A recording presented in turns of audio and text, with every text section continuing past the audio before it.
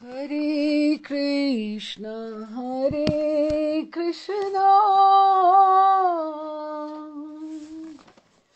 Krishna Krishna, Hare Hare,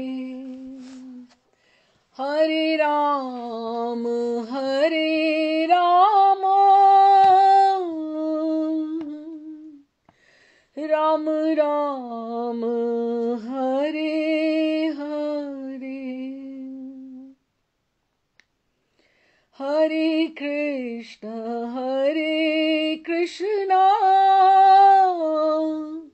Krishna Krishna, Hare Hare, Hare Ram, Hare Rama, Ram Ram, Hare Hare, Hare Krishna,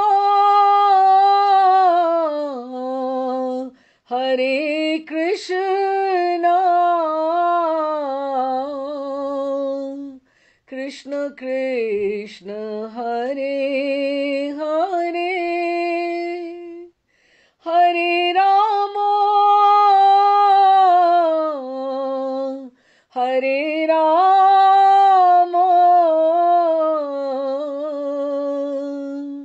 Ram Ram, Hare Hare, Hare Krishna,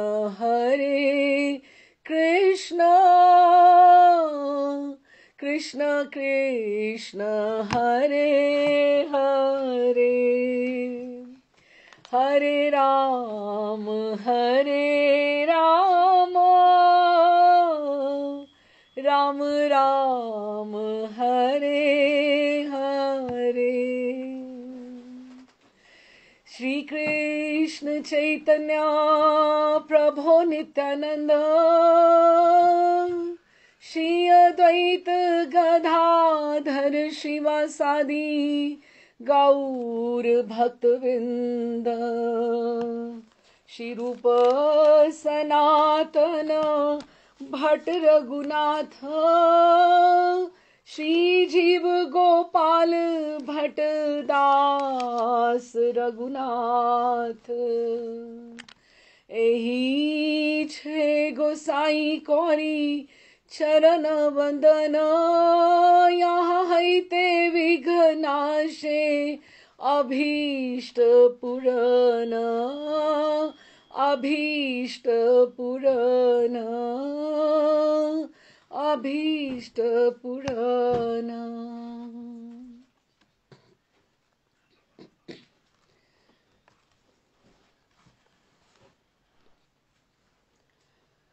आज आप सबका स्वागत है। राधे श्याम। चैतन्य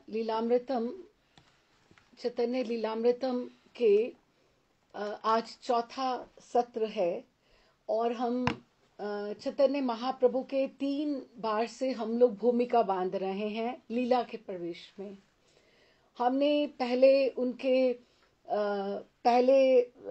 जो sitting में हमने कृष्णदास कविराज जिन्होंने चैतन्य चरितामृत लिखा, उनके चरित्र का गान किया और कहाँ ये ग्रंथ फिल्टर होते होते हमारे पास लैंग्वेज जैसे धीरे धीरे यहाँ पहुंचे हैं।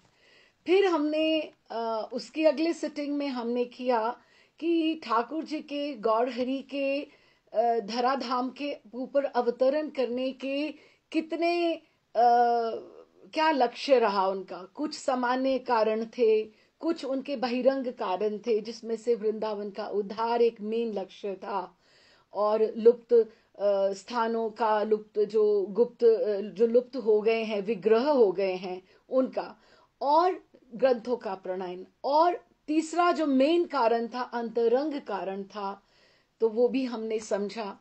और तीसरे लास्ट में हमने ये समझा कि ठाकुर जी, राधा रानी की भी अभिलाषा थी कि वो संग में एकदम से बिल्कुल रहकर ठाकुर जी के साथ करुणा लुटाना चाहती हैं, कि without Radha Rani's mercy most करना, जो मोस्ट मर्सीफुल अवतार कैसे हो सकता है, we can not imagine even कि जब तक राधा रानी आगे नहीं चलेंगी तो करुणा वितरण नहीं होगी। तो राधा रानी का होना आवश्यक है। और दूसरी बात ये कि ठाकुर जी ने अनर्पित चरी, ये हमने श्लोक किया था कि ये जो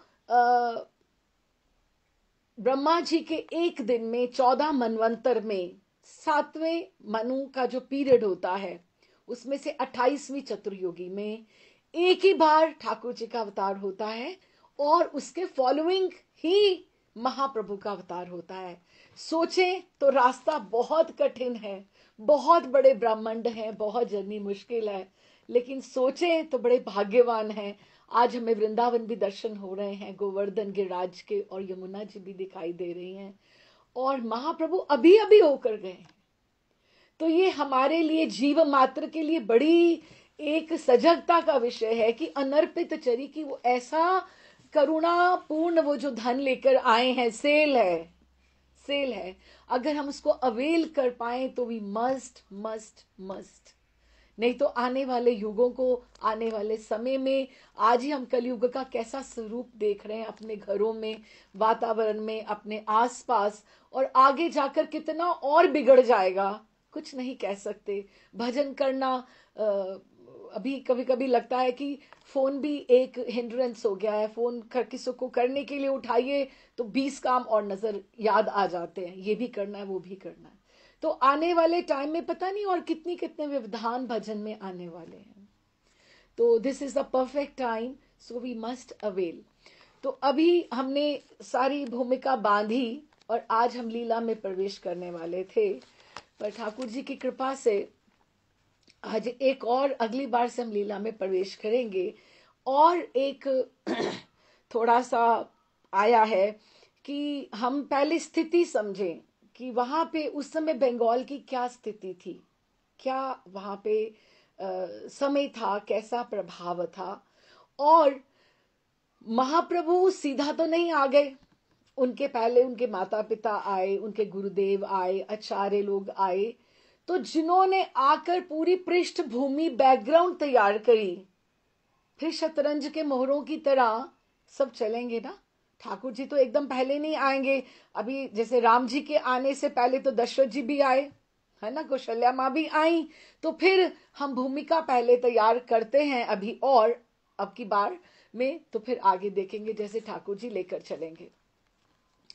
तो अब सबसे पहले, अब इसमें हम समझते हैं कि एक्चुअली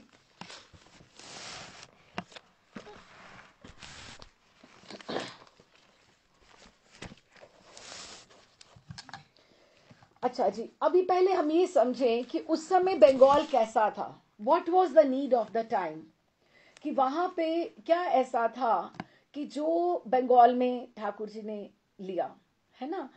तो आज से 500 वर्ष, 585 लगाएं, क्योंकि ये ग्रंथ भी मेरे पास, इसको 36-37 साल तो इस ग्रंथ को मेरे पास ही हो गए हैं, ये वाले। तो अगर आप सोचें तो तभी भी 550 साल के करीब तो हो ही गया था।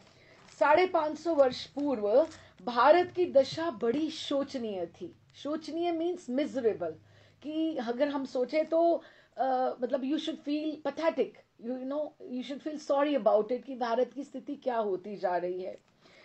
दिल्ली में विध्वंसकारी विधर्मी राजा सिकंदर लोधी का राज्यकाल था। मुस्लिम राजा थे उस समय, और वहां पर, और देश में उथल पुथल मची हुई थी।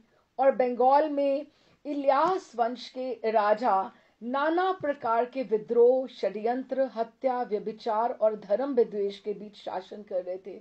एक तो मुस्लिम राजा, मैनिपुलेशन इतनी ज्यादा, और हत्या हो रही है, मंदिर टूट रहे हैं, इस तरह का वो जो प्रभाव था। और तो भी बंगाल का जो अगर हम देखेंगे, दिल्ली की तरफ ये सब हो रहा था, लेकिन बंगाल में धन, ऐश्वर्य, जो शिल्प कला जैसे स्कल्प्टर आर्ट था, और आर्ट, म्यूजिक, संगीत, विद्या, लिटरेचर, किसी की भी कोई कमी नहीं थी। बंगाल में इतना धन था उस समय कि लोग अगर गुड्डियों की भी शादी करते थे तो उनमें भी हजारों लाखों रुपया वो खर्च कर देते थे, और अधिक से अधिक उनमें कंपटीशन होता था, होड़ लगी होती थी कि गुड्डे गुड़ियों की शादी में भी इतना पैसा लग जाता था। और अगर सोचा जाए तो इनडिसिप्लिन, अराजकता जिसको बोलते हैं, कि कोई राजा कोई ढंग से नहीं कर रहा, हैंडल नहीं कर रहा, वो इतनी थी कि धन लुट जाने का भय रहता था, कोई भी आ सकता था। और धन ही नहीं, बहू बेटियों के सतीत्व तक का यथेच्छाचारी राजा डाकू बदमाशों को ऐसे लगता था वेदी पर बलि चढ़ाए जाने का भय रहता था, कोई भी किसी को भी लूट सकता है। अच्छा, विद्या का जो बंगाल देश इस समय विशेषता नवद्वीप। अब नवद्वीप क्या है? नवद्वीप इज द 9 द्वीप है। नवद्वीप जैसे नवधा भक्ति हम बोलते हैं, ऐसे नवद्वीप है, 9 आइलैंड्स हैं वहां पे, हम पढ़ेंगे उसके बारे में भी। तो ये जो नवद्वीप था इस समय भारत का ऑक्सफोर्ड रहा, जैसे कैम्ब्रिज रहा, जैसे कश्मीर भी रहा किसी समय में। कश्मीर में भी तक्षशिला, और बंगाल में भी लोग, यूनिवर्सिटीज इतनी बड़ी बड़ी थी कि आप बोलते थे कहाँ जा रहे हो? बंगाल पढ़ने जा रहे हैं। इस समय आप स्थिति बंगाल की देखिए और उस समय की आप सोचिए कि पढ़ाई इतनी थी, इतने एजुकेशन इतना था कि आपको जगह जगह के ऊपर कंपटीशन हो रहे होते थे कि श्लोक बोल बोल के आपस में, घाट के ऊपर भी लोग, लेडीज भी, इवन स्त्रियां भी चर्चा किया करती थी मंत्र बोल के और स्तुतियां करके। इतना संस्कृत फ्लुएंट उन लोगों का था। विशेषता नवद्वीप, भारत के कोने कोने से ये लोग यहाँ पढ़ने आया करते थे। और ये अगर कोई ये कहता था आप नवद्वीप से पढ़े हो तो उनको पंडित माना जाता था। और जो अगर बाहर से कोई आके वहां पर आके कंपटीशन के लिए बैठता था, तर्क वितर्क करता था, तो उनको बहुत अच्छा लगता था कि मजा आ गया कि यहाँ पर इतने पढ़े लिखे लोग हैं। गंगादास पंडित जैसे भारत के सर्वश्रेष्ठ व्याकरण थे वहां पे। गदाधर पंडित, मुरारी गुप्त न्याय के श्रेष्ठतम ग्रंथ जो उन्होंने, दिदीति के लेखक रघुनाथ जैसे सर्वश्रेष्ठ न्यायिक, सार्वभौम भट्टाचार्य जैसे वेदांतिक, रघुनाथ जैसे भट्टाचार्य, कृष्णानंद, ये बहुत लोग ऐसे मठ भी वहां चलाते थे। और इनके वहां पे स्कूल्स भी थे, छोटे छोटे चतुष्पाठी जैसे होते हैं, क्योंकि अगर इतने बच्चे पढ़ने के लिए आसपास सब गांवों से सब कोई आ रहे हैं तो वो उनको इस तरह से देखा करते थे। तो गली गली में पाठशालाएं थी, स्कूल्स थे, जिसमें सहस्त्रों विद्यार्थी पढ़ा करते थे। और स्थान स्थान पर विद्यार्थी आपस में, जैसे यहाँ के स्कूल के वहां के स्कूल का आपस में कंपटीशन हुआ करता था, मंडली बनाकर वहां पे विद्या युद्ध होता था। जैसे रेसलिंग होती है अपना, वैसे इस तरह से विद्या युद्ध होता था। घाटों पर स्त्रियां भी शास्त्र चर्चा कर लिया करती थी। तो विद्या ही यहाँ का एकमात्र उत्सव और आनंद था कि आज क्या हो रहा है, आज वहां पे ये टॉपिक है, इसके बारे में डिस्कस होने वाला है, यही उत्सव था। जो विद्वान था वही रूपवान था, उसी को लोग सम्मान दिया करते थे। नहीं तो कहते अरे अच्छा तुमने, ऐसा कुछ सोचा ही नहीं जाता था कि इसको पढ़ाई लिखाई नहीं आती है। सब पढ़े लिखे थे, सब वही अच्छे थे, कुलीन थे, सुखी थे। लेकिन वो विद्या वो होती है जो आपको दैन्यता दे, विनम्रता दे, उसको विद्या हमें मानना चाहिए। जैसे हनुमान जी सबसे बड़े, हनुमान जी जो विद्या में इतना उनके जैसे प्रकांड पंडित कोई नहीं है। तो रावण की जैसे वहां पर गए तो रावण ने पूछा कि आप कौन? तो उन्होंने सोचा कि ये तो मैंने सोचा ही नहीं, मैं कौन। अगर राम जी के बारे में पूछ लेते तो मैं अभी झड़झड़ झड़झड़ श्लोक बोल देता कि राम जी ये हैं, तो मैं अपने बारे में क्या बताऊं। तो उन्होंने एक ही बात करी, दासो हम कौशलेंद्र से, कि मैं उनका दास हूं, कि अपना अभिमान नहीं आना चाहिए। विनम्रता जो है, ह्यूमिलिटी है, दैट इज मोस्ट इंपॉर्टेंट अगर आप में एजुकेशन है तो। लेकिन वहां पे ऐसा कुछ नहीं था। विद्या के श्रेष्ठ फल जो विनम्रता होती है उसका अभाव था। मतलब एवरीबडी वॉज इन देयर एकदम हुमा में थे सब लोग अपने, और एकदम से डिस्कशंस और आर्ग्यूमेंट, और इसमें सब लोग कालक्षेप करने में लोग अपना गौरव मानते थे, बहस करना। और धर्म कर्म के नाम पर केवल क्या होता था, मंगल चंडी के गीत गा गा कर रात्रि व्यतीत करना या मध्य मांस आदि नाना उपहारों के साथ यक्ष पूजा करना ही अपना कर्तव्य मानते थे। कि भक्ति के नाम पे उनके पास कुछ नहीं था, लेकिन पढ़ाई बहुत, और उपहारों के साथ इस तरह अपना यक्ष पूजा करते थे। यहाँ के ब्राह्मण क्षत्रिय वैश्य सब शाक्त थे।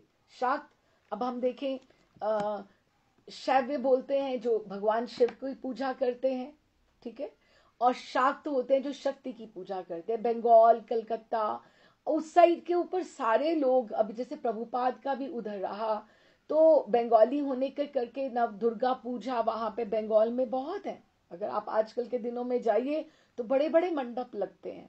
गौरांग दास बाबा भी वहां के रहे, बंगाल वाली साइड कलकत्ता के रहे, जो राधा रमन चरण देवदास बाबा के शिष्य रहे। तो ये सबको सब दुर्गा की उपासक रहे, बचपन से दुर्गा के उपासक रहे। तो ये वहां पे सब शाक्त थे। बंगाल में अधिकतर शाक्ति थे, और वैष्णव को देखकर उनका उपहास करते थे कि वैष्णव बहुत कम थे। शैव भी थे लेकिन शाक्त ज्यादा थे, शक्ति को मानने वाले। वैष्णव किसको? जो विष्णु भगवान को, राम भगवान को, कृष्ण को पूजा करने वाले, उनको वैष्णव बोला जाता है। फिर वैष्णव में भी आगे चुस्त वैष्णव होते हैं, आगे आगे वैष्णव कितने ही संप्रदाय हैं, है ना। तो उसके बाद उनको ये लगता था कि धार्मिक जितने हैं, यति सती तपस्वी, उनको भी एक दिन मरना है, इसलिए संसार का जिंदगी तो एक ही मिली है, सुख भोग कर, भोग लेकर क्यों ना हम मरे। तो संसार में सुकृतिवान और पुण्यवान तो वही है जिसके पास धन संपत्ति है, जो पालकी और घोड़े पर चढ़ता है, और जिसके आगे पीछे 10-20 लोग लगे रहते हैं, वही भाग्यवान है। कि जिसको है कि किसी में ह्यूमिलिटी नहीं थी उसमें। और उच्च स्वर से कीर्तन करने को, अभी आप देखो ना, उच्च स्वर से जो कीर्तन करते थे तो उनको आके लगता था कि कुछ प्रॉब्लम हो गई है, कि आप ऐसे क्यों इतना जोर जोर से क्यों पीट पीट के, जैसे उनको लगता था जैसे घर में किसी का डेथ हो जाए तो रोना धोना होता है। तो ऐसे संकीर्तन, ऊंची ऊंची बात करने वाली तो वो बात ही नहीं है। संकीर्तन का जैसे वो था ही नहीं, ट्रेडिशन ही नहीं था उन दिनों में। संकीर्तन ऐसे हुआ ही नहीं करते थे। उनको लगता था ये दुर्भिक्ष अकाल हो गया, कि this is a bad omen, कि कुछ हो गया है किसी के घर में, जो ऐसे लोग ऊंचे ऊंचे बोल रहे हैं। कि ऊंचे नहीं बोलना चाहिए। अभी जैसे क्या है कि कई लोग ये भी, किसी में ऐसे धारणा है कि एकादशी का ही बात करते हैं कि जिनकी जो विधवा स्त्री होती है उनको करना चाहिए एकादशी का व्रत, आम सामान्य को नहीं करना चाहिए। बहुत बार ये भी बात आती है कि बहुत लोग हमारे हिंदुओं में ही कहते हैं कि नहीं, और फिर एकादशी का उद्यापन करना, जैसे 16 सोमवार का उद्यापन करना है तो एकादशी का कितनी एकादशियां करके उद्यापन करना है, ऐसा नहीं है। एकादशी महर्षि कहते हैं एक ऐसा व्रत है जो केवल मात्र हम भक्ति, ठाकुर जी की भक्ति प्राप्ति के लिए करना है, और मृत्यु पर्यंत हम करें। इसमें कोई उद्यापन की आवश्यकता नहीं। आप कोई भी व्रत करो या ना करो, लेकिन एकादशी जो है वो सर्वोपरि है। एकादशी एक ही स्थिति, एक ही भाव, बिल्कुल ठाकुर जी के प्रति प्रेम का भाव, बस एकादशी। लेकिन उस समय जो संकीर्तन हुआ करता था वो यही था, संकीर्तन की ये कि कुछ प्रॉब्लम हो गई है घर में जो संकीर्तन हो रहा है। तो उनको ये लगता था कि समझते थे कि उच्च कीर्तन अगर होगा तो उल्टा ये तो भगवान की शांति भंग करने वाली बात है, भगवान की शांति भंग होती है। और ये अगर हम भगवान की शांति भंग करेंगे तो वो कुछ अकाल कर देंगे, कुछ सुनामी हो जाएगी, या इस तरह से कुछ अर्थक्वेक हो जाएगा, या कुछ प्रॉब्लम आ जाएगी, कि हमें भगवान की शांति नहीं भंग करनी चाहिए। कि ये उस समय का कंसेप्ट था। अब आप ये सोच सकते हो कि महाप्रभु की उस समय कितनी आवश्यकता थी संकीर्तन की, नाम युग संकीर्तन की कितनी आवश्यकता थी, कि उस समय ऐसा समझा जाता था। तो तब वे सोचते थे कि भगवान अपने आप ये जो इतनी ऊंची गा रहे हैं ना, इनको दंड देंगे। हाँ, और कह रहे थे इसलिए कीर्तन करने वाले भक्तों को वो डरा दिया करते थे, दरवाजे पीटते थे उनको कि बस करो, कि इस तरह से तुम्हें संकीर्तन ऊंचे ऊंचे भगवान की शांति भंग नहीं करनी चाहिए, और मंत्रणा करते थे सारे मिलकर कि ये सब बंद किया जाए। तो ये महाप्रभु के आने से पहले की नवदीप क्या, बंगाल में ऐसी स्थिति थी। लेकिन धर्म और पढ़ाई, एजुकेशन, ऐसा बड़ा साउंड वहां पर कि इतना पंडितों की चर्चा का विषय बना हुआ था। एकदम से डिस्कशंस बस वो करते रहो, और वे जितनी धर्म की चर्चा करते थे तो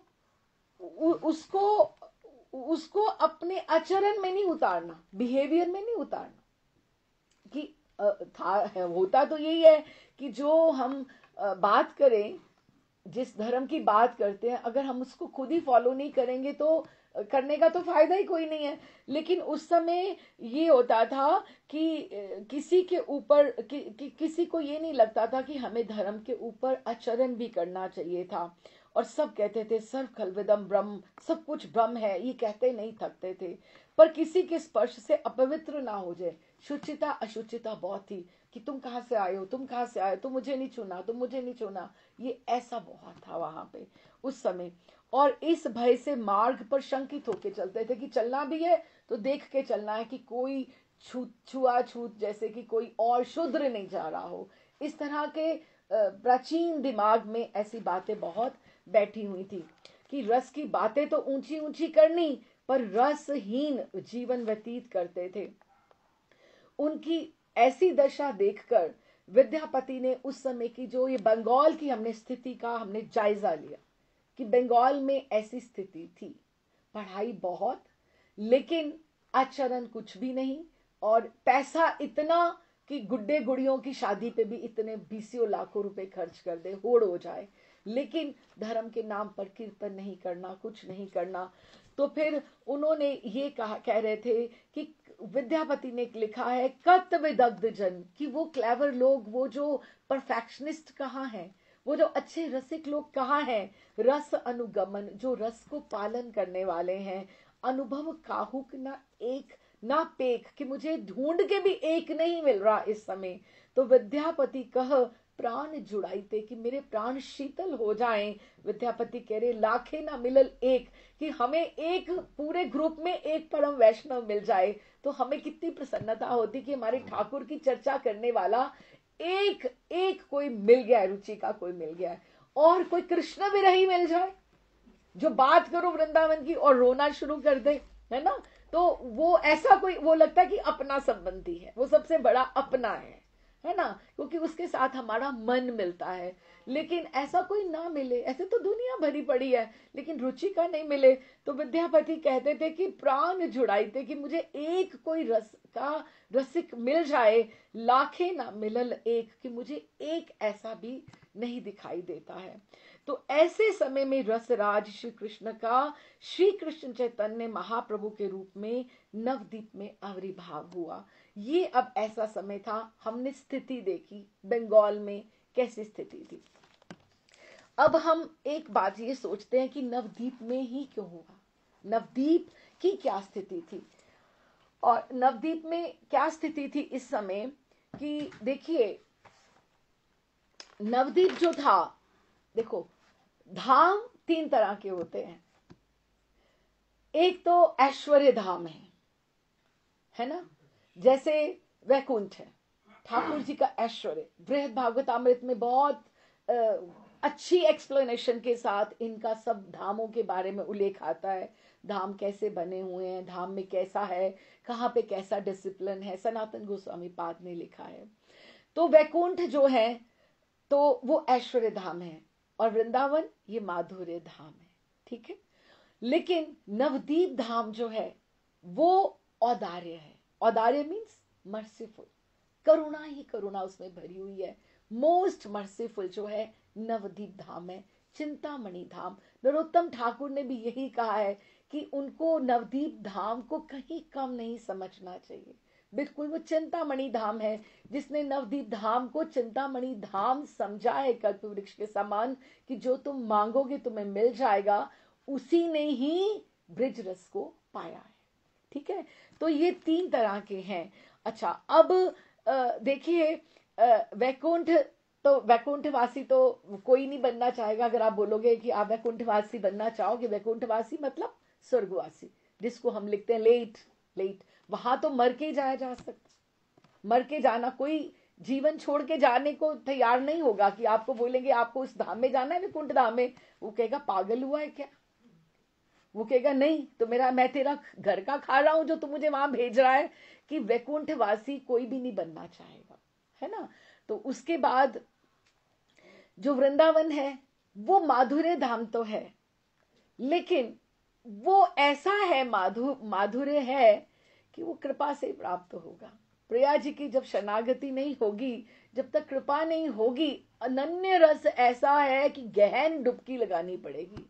लेकिन नवदीप धाम क्या है कि ठाकुर इज अप्रोचिंग हिमसेल्फ, आओ आओ, क्यों सेल है, let me give you this, let me give you this, कि वो बांटने को तैयार खड़े हैं। कि वो उसमें Thakur is approaching himself to the devotees. कि नवदीप धाम ऐसा है कि वो अपने आप बांटने आए हैं, और कहते हैं वो करुणा वाला रूप है। और समय जैसे जैसे आता जाएगा, कलयुग बढ़ता जाएगा, वृंदावन का माधुर्य भी ढकता जाएगा, वृंदावन का माधुर्य ढकता जाएगा। वैकुंठ तो वैसे भी कोई ऐसा भक्त को मुझे तो नहीं लगता जाना चाहेगा, लेकिन वृंदावन का माधुर्य ढकता जाएगा। हम खुद ही सोचें कि इन लास्ट 20 years हम लोगों ने कितना देखा है वृंदावन का माधुर्य, कितना कितना कंक्रीट हो गया वृंदावन, कितना ढकता जा रहा है। हमें रज लेके आना हो तो सोचना पड़ता है कि हम रज कहाँ से इकट्ठी करें, है ना। तो लेकिन कहते हैं कि जितना उनका होता जाएगा नवदीप धाम उतना उजागर होता जाएगा, कि कलयुग में नवदीप धाम की कैसी महिमा है। तो ऐसा नवदीप धाम है। नवदीप धाम के बारे, नवदीप धाम जो है वो शुद्ध भक्ति देने वाला है। इसके बारे में लिखा जाता है कि जैसे ब्रिज में मधुपुरी, तैसी पुरी नवदीप, ब्राह्मण क्षत्रिय वैश्य लघु बसत नमत है महीप। कि इतना है कि सारे उसको वहां पे प्रणाम करते हैं। नदिया अवतार श्री गौरांग महाप्रभु की लीला स्थली श्री धाम नवदीप धाम है। ये धाम चिन्ह में है, नित्य है, जैसे वृंदावन नित्य है वैसे नवदीप धाम नित्य है। गौर गोविंद इस धाम में पार्षदों के सहित नित्य विहार करते हैं, जैसे हमारी सारी लीलाएं हैं। जैसे अब देखो कृष्णदास कविराज ने गौर गोविंद लीलामृतम लिखा, प्रियालाल जी की भी अष्टयाम लीलाएं लिखी, मानसी सेवा, और महाप्रभु की भी लिखी गौर गोविंद लीलामृतम, उनकी भी अष्टयाम, उनकी भी अष्टयाम। जो महाप्रभु की है वो नागरी भाव से है, जैसे वहां गोपी भाव है, मंजरी भाव है। वृंदावन में आप मंजरी भाव से उपासना करोगे ना, अपने आप को आप दासी के रूप में आप सोचोगे ना, ऐसे यहाँ पे नागरी भाव से। अगर सख्य भाव से करना है तो आप ठाकुर जी के सख्य भाव से करोगे, क्योंकि पुरुष देह में है महाप्रभु, नागरी के रूप में नहीं करना।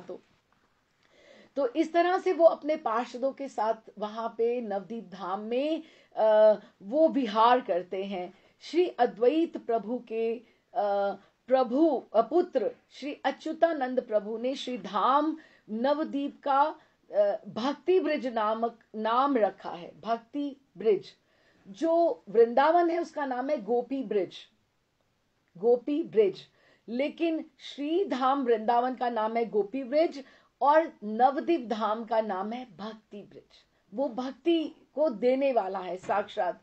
और वैसे भी आचार्यों से सुना, श्रवण किया इस तरह से कि जिनको महाप्रभु के बारे में, जिनका रास्ता जिन्होंने चुन लिया है, उनका ये अंतिम जीवन है, अंतिम जन्म है। और अगर गलतियां कुछ हो जाएं, if it is not the last birth, है ना, तो मैक्सिमम एक और आप अपनी इच्छाओं से अपने आप को बांध लो कहीं, तो आपका एक जन्म और, नहीं तो आप बिल्कुल ट्रैक पे हो। जिसने महाप्रभु की शरण ली है उसका बस ये आखिरी जन्म है। कि ये स्टेप्स है ना, स्टेप्स हैं कि आप शाक्त हो, आप शैव्य हो, आप धीरे धीरे राम जी को मानते हो, आप कृष्ण को मानते हो, अच्छा आप गौड़िए हो, ये बहुत बड़ी बात है। ये छोटी बात नहीं है, इसको आप हल्के मत लेना कि गॉड ये होना कोई ऐसी बात है ना। बहुत भाग्यवान है जो हम लोग लेते हैं। अच्छा, ये गुप्त वृंदावन की तरह है जो ये है। और इसीलिए महाप्रभु ने यहाँ पे जन्म लिया, अवतार लिया, क्योंकि कलिकाल के जीवों के उद्धार के लिए गोलोक प्रेम धन को यहाँ पे प्रकट किया। इसलिए नवदीप में उतना ही सौंदर्य है, रस और माधुर्य अधिक है। जैसे हम वृंदावन का स्वरूप सोचते हैं ग्रंथों में, वैसा ही नवदीप का है। ये बात अलग है कि अब हमें दिखाई नहीं वो देता, वो वैसा स्वरूप हमें नजर नहीं आता है ना। तो उसको उनके जो प्रभु के जो नित्य दास हैं, पार्षद हैं, जिन्होंने अनन्य भक्ति करते हैं महाप्रभु की, वही जान सकते हैं। जैसे वृंदावन में आप जाइए टूरिस्ट की तरह, तो आपको सब वैसे ही दर्शन होंगे ना, सब कुछ घूम घाम के थक थक आके हम, महाराज जी कहते थे भंवरे की तरह, मक्खी की तरह आप इधर इधर घूम के आ गए, अच्छा बस थक गए। कहाँ कहाँ गए, हाँ बरसाने भी हो आए, गिरिराज जी की परिक्रमा भी कर ली, वो भी कर लिया, वो भी कर लिया। अच्छा, अब व्यवस्था में ही रहे, अभी कोई भजन भी किया कि एक ठौर एक ठिकाना कोई ढूंढा आपने कि नहीं वृंदावन में, कि बस एक ही जगह जाकर मन ऐसा हो जाए कि अब दूसरी जगह जाने को मन ही नहीं है, मन ही नहीं है, कि एक जगह स्थान जाकर जहां बैठा जाए बस। तो इस तरह से ये नवद्वीप जो है ये 9 टापू हैं। नूतन जैसे ये वृंदावन का ही स्वरूप माना जाता है, तो ये 9 टापू हैं जो बोले जाते, अंतद्वीप, सीमंत द्वीप, गोद्रुम द्वीप, मध्य द्वीप, कोलद्वीप, ऋतुद्वीप, जन्मद्वीप, मोहद्वीप, रुद्रद्वीप। इन सब स्थानों के जो अब नाम हैं ये परिवर्तन हो गए हैं। अंतद्वीप में जो भाग गंगा से पश्चिम की ओर है वही वृंदावन है और वही प्रभु की रास लीला स्थली है। ये जो गौड़ मंडल जैसे ब्रिज 84 कोस बोला जाता है, इसको 80 कोस की पुण्य भूमि गिनी जाती है कि 80 कोस की ये पुण्य भूमि है। और पतित पावनी, वहां यमुना जी बहती हैं और यहाँ पे पतित पावनी गंगा भागीरथी महारानी यहाँ बहती हैं। नवदीप धाम की सीमा कोई अंतरंग 20 कोस तक और कोई 64 कोस तक भी मानते हैं। इस तरह से उन्होंने, जैसे हम ब्रिज मंडल का हम बोलते हैं कि वो ठीक सहस्त्र दल, जैसे 100 दल का बना हुआ है वृंदावन, ब्रिज मंडल है, उसी तरह से गौड़ मंडल ठीक सहस्त्र दल कमल के सदृश आकार वाला है। और उसका मध्य भाग बिल्कुल वो है नवदीप धाम है। और मायापुर जो उसकी महायोग पीठ गिनी गई है कि मायापुर जो है, इस तरह से ये जो यहाँ पे वास करता है, जो एक दिन भी वहां पे नवदीप धाम में वास करता है, उसे कितने बरसों की साधना का फल मिलता है। इस तरह से कहा जाता है कि यहाँ वास करने के से, यहाँ स्मरण मात्र करने से स्मरण कितनी मनोकामनाएं सिद्ध होती हैं। और शुद्ध भक्तों के चरण में भुक्ति मुक्ति तो दोनों यहाँ पे दासी रूप में यहाँ पे अवस्थान करती हैं। बोलिए नवदीप धाम की जय जय। तो ऐसा नवदीप धाम है, जैसे हम वृंदावन धाम को प्रणाम करते हैं, ऐसे ही हमने नवदीप के धाम को प्रणाम करके चलें। तो यहाँ पे अभी हम सबसे पहले जो हमारे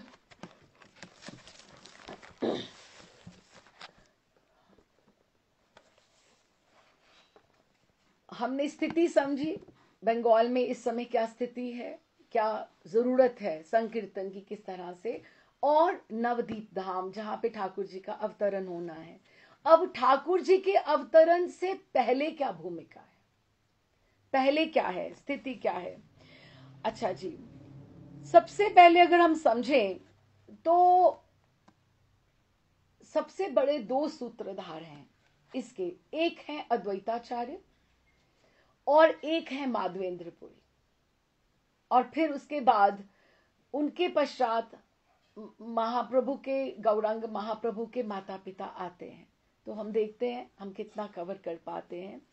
तो अद्वैताचार्य जो हैं अब देखें ये पंच तत्व में जैसे अगर हम सोचें कि यहाँ पे महाप्रभु हैं, तो महाप्रभु के इधर राइट हैंड में नित्यानंद प्रभु हैं। एम आई राइट? नित्यानंद प्रभु हैं। महाप्रभु, गौरांग महाप्रभु को ही महाप्रभु कहा जाता है, ठीक है। और नित्यानंद प्रभु ये महाप्रभु हैं और ये नित्यानंद प्रभु हैं।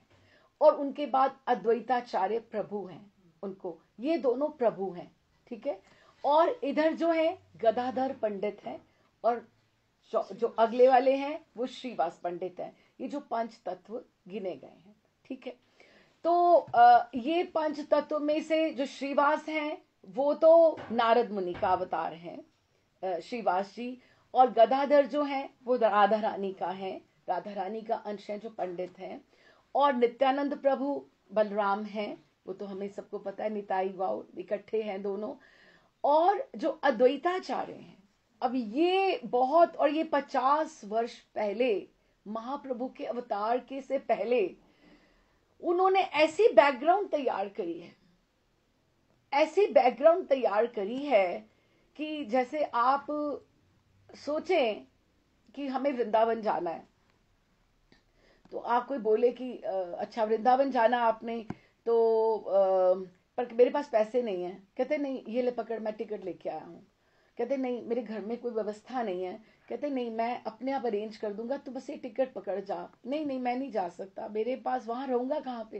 कहते मैंने वहां भी ये देख, मैंने वहां तेरा अरेंज कर दिया है, वहां ये सब कुछ कर दिया है कि वहां आप दिल्ली से आपको वृंदावन आना हो तो आप बीसियों बातें सोचो, बाहर से आपको जाना हो आप बीसियों बातें सोचे। और गोलोक धाम से ठाकुर जी ने अवतरण करना है, नीचे आना है, तो उनके लिए सब सेटअप तो जरूरी है ना।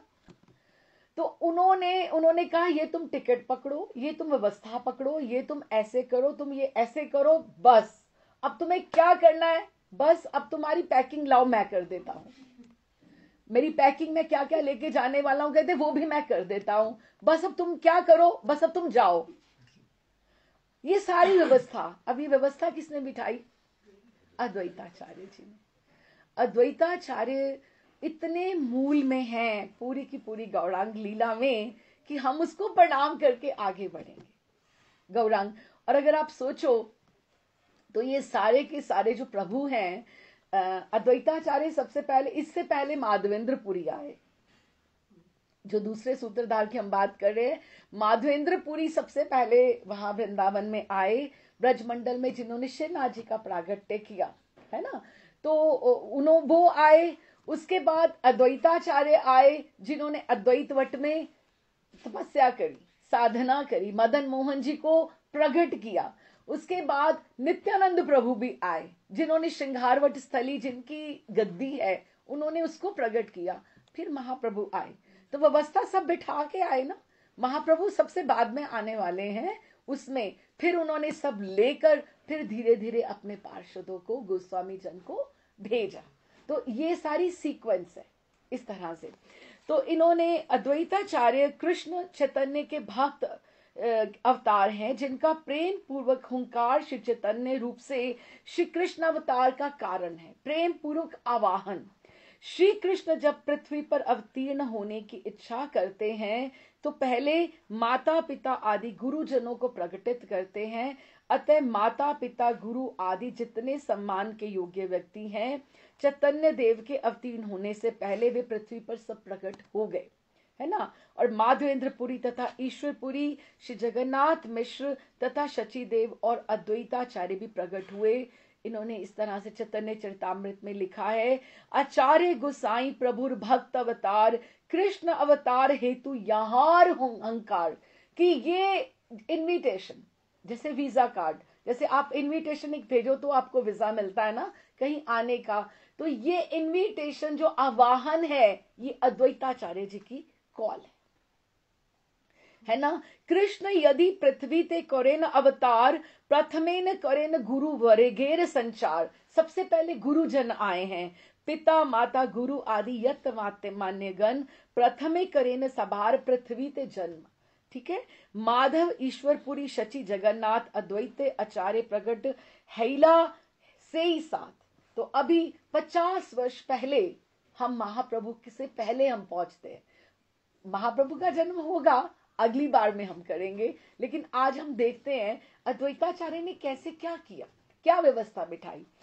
तो अद्वैताचार्य जी ने देखा कि समस्त संसार के लोग में कृष्ण भक्ति की गंध मात्र भी नहीं है। अब ये ऐसी बंगाल की स्थिति है तो गंध मात्र कहां से होगी।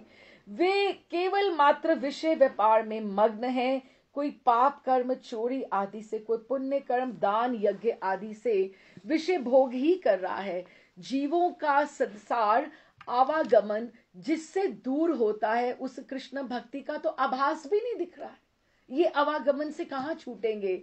इस प्रकार लोगों की ये शोचनीय अवस्था, मिजरेबल पैथेटिक, ये जो अवस्था देखकर उनका करुण पूर्ण हृदय श्री अद्वैताचार्य विचार करने लगे, जीवों का कल्याण कैसे हो। हाँ, यदि श्री कृष्ण अवतार ग्रहण कर एवं भक्ति का भक्त के रूप में अगर आए, इनको बताएं कि भक्ति क्या होती है, संकीर्तन क्या होती है, क्या होता है, तुम्हें संकीर्तन कैसे करना चाहिए, तो जीवों का मंगल हो सकता है। क्योंकि हरि नाम के बिना कली काल में कोई धर्म ही नहीं है। कली काल में श्री कृष्ण कैसे अवतीर्ण हो और इसका ये विचार कर रहे हैं। तो आपको ये क्या लगे हमें कि ये उनका एक जन्म की साधना है अद्वैताचार्य की? नहीं, ये एक जन्म की साधना नहीं है। हम और पीछे चलते हैं, ये 50 वर्ष से भी पूर्व कि अद्वैताचार्य का किस तरह से अवतार हुआ, किस तरह से उनकी भूमिका बनी, तभी हम उसको स्पर्श कर पाएंगे। ये हम चलते हैं कैलाश की तरफ। ठीक है, भगवान शिव, भगवान शंकर शिव ने कली काल के जीवों को घोरतम पापों में आसक्त देखकर उनके निस्तार के लिए एक बार समाधि लगाई। हम भगवान शिव को वैष्णवा नाम अग्रगण्यम, आप कोई सखी के, आप ललिता सखी, विशाखा सखी, तुंग विद्या, इंदुलेखा, कहीं भी आप चले जाओ आपको शिवालय मिलेगा ही मिलेगा। गोपेश्वर महादेव वृंदावन में बैठे हैं, मथुरा में बैठे हैं, चकलेश्वर वहां पे आप चले जाइए, मानसी गंगा में, गोवर्धन में, सब जगह भगवान शंकर बैठे हैं। वैष्णवा नाम अग्रगण्य, हम भगवान शिव से हम भक्ति मांगेंगे क्योंकि वो सबसे बड़े गुरु हैं। ठीक है, तो भगवान श्री शंकर ने कली काल के जीवों को घोरतम पापों में आसक्त देकर कि इनका क्या होगा, इतना आसक्त देकर उनके निस्तार के लिए एक बार समाधि लगाकर ध्यान किया।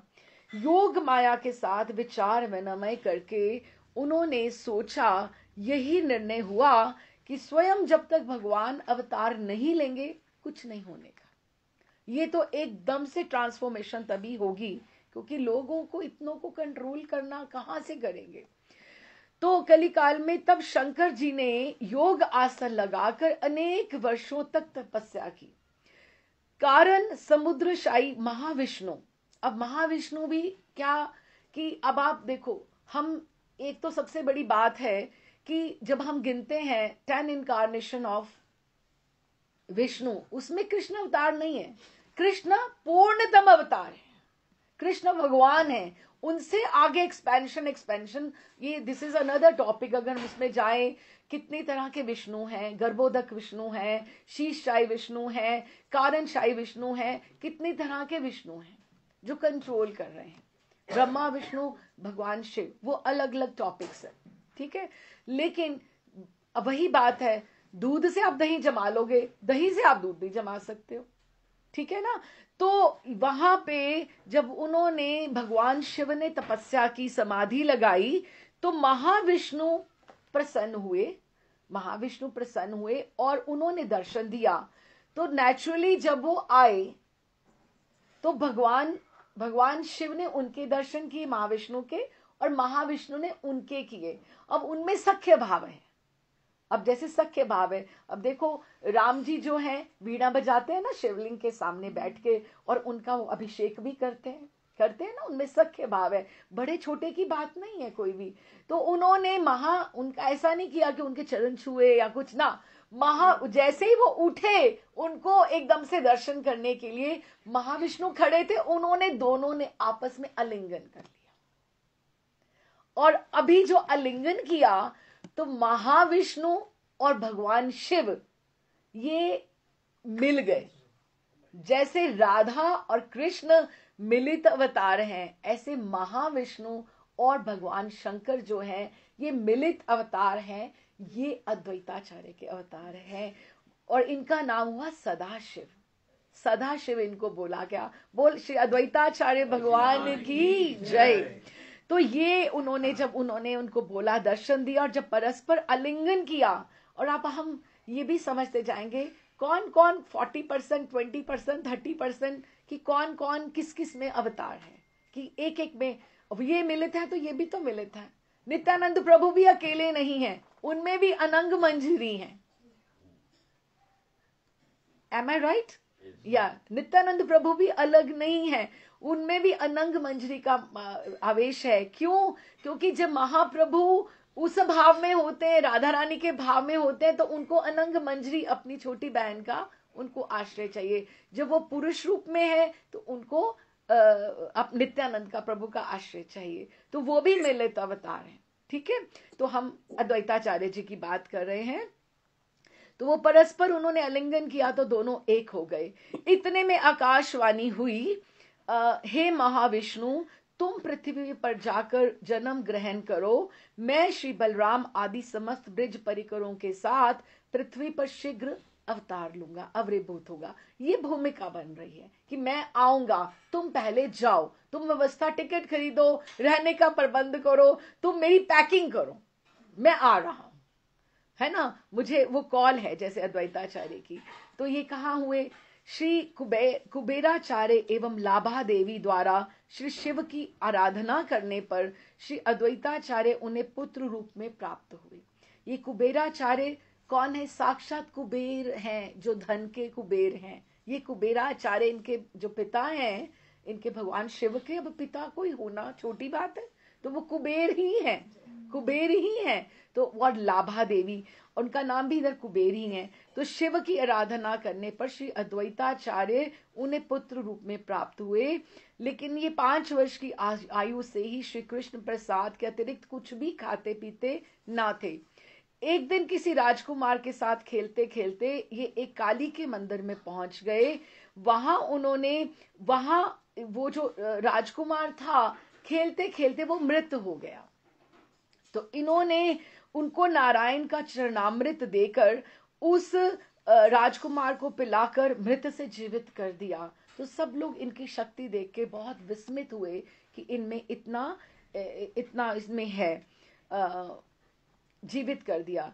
एक बार कोई पूजा चल रही थी, तो काली के मंदिर में राजा भी बैठे हैं, उनकी प्रजा भी बैठी है, मंत्रीगण भी बैठे हैं, इनके पिताजी भी कुबेराचार्य भी बैठे हैं, और लाभा देवी भी बैठे हैं। इनका बचपन का नाम कमलाक्ष था, क्योंकि बहुत सुंदर कमल जैसे नेत्र वाले, कमलाक्ष नाम था। तो कमलाक्ष ऐसे ही 13-14 साल के बालक। तो उन्होंने कहा, पिताजी ने बोला, कुबेर ने बोला कि तुम आओ। नेचुरली जब उसके मंदिर में आए हो तो अब उनको प्रणाम तो करोगे ना। तो वो उनको बोला तुम प्रणाम करो। तो उन्होंने उनको प्रणाम नहीं किया, क्योंकि वो माता का मंदिर था। तो उन्होंने काली मंदिर के उनको बोला कि नहीं प्रणाम करो। तो वो कर नहीं रहे थे, लेकिन उनको पिताजी ने उनको वापस बोला कि तुम उनको प्रणाम करो। लेकिन जैसे ही उन्होंने प्रणाम किया, प्रणाम करते ही उनके प्रणाम करने पर वो जो काली माता की जो मूर्ति थी, जो विग्रह था, वो फट गया।